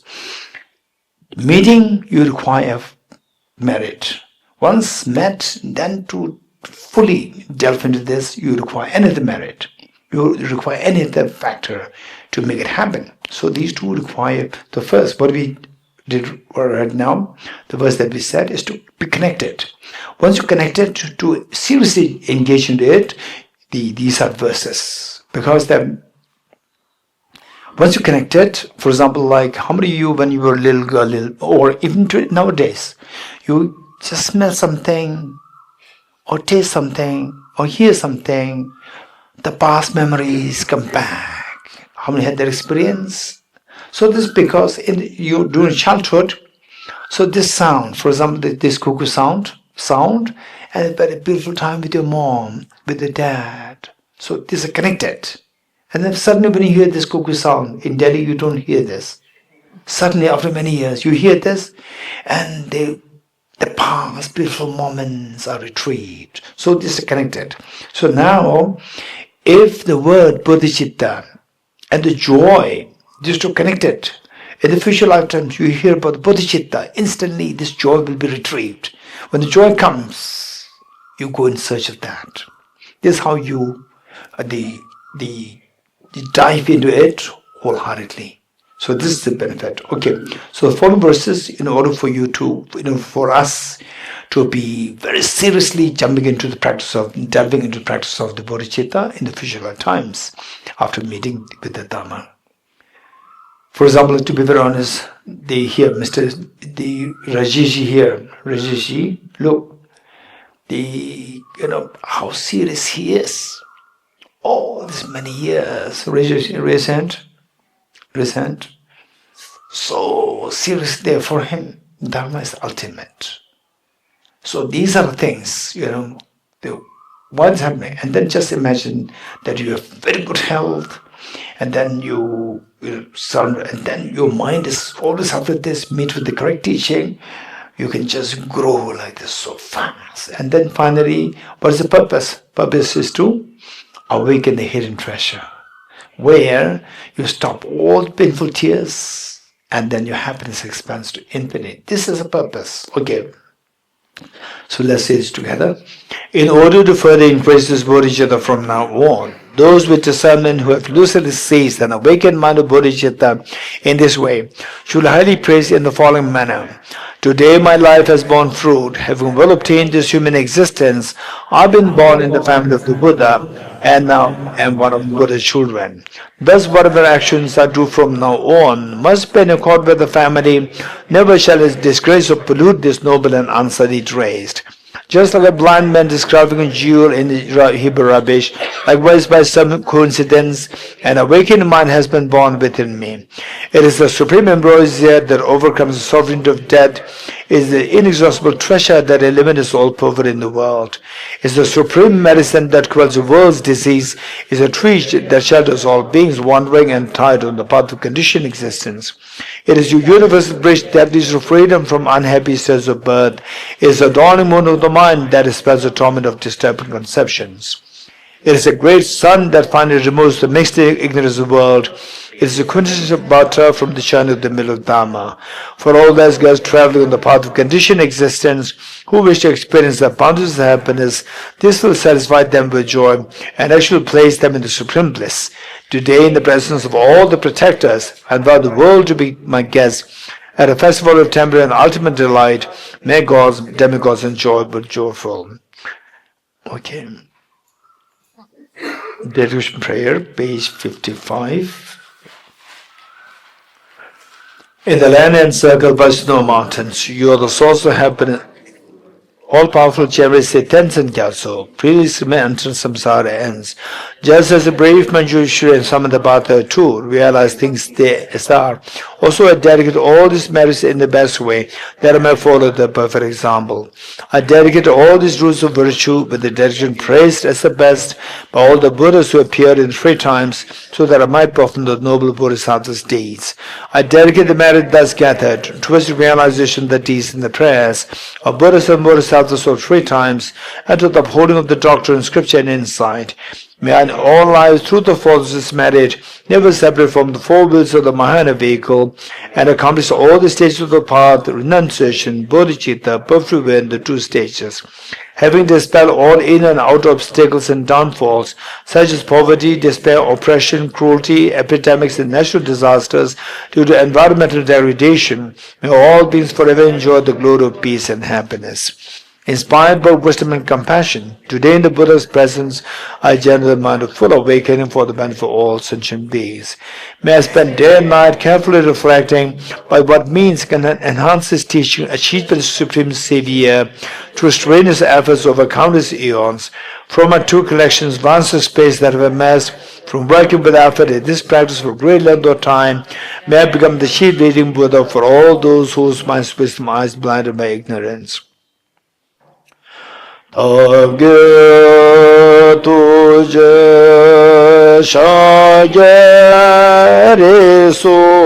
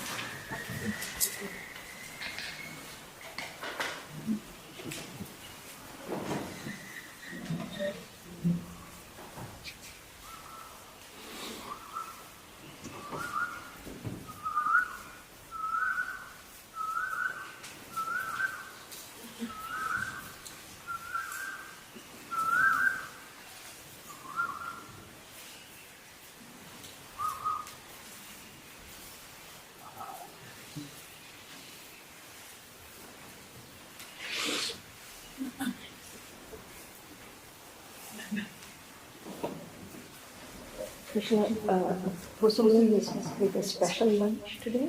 Just no, I have a fixed coming. So, would you join us? Is it?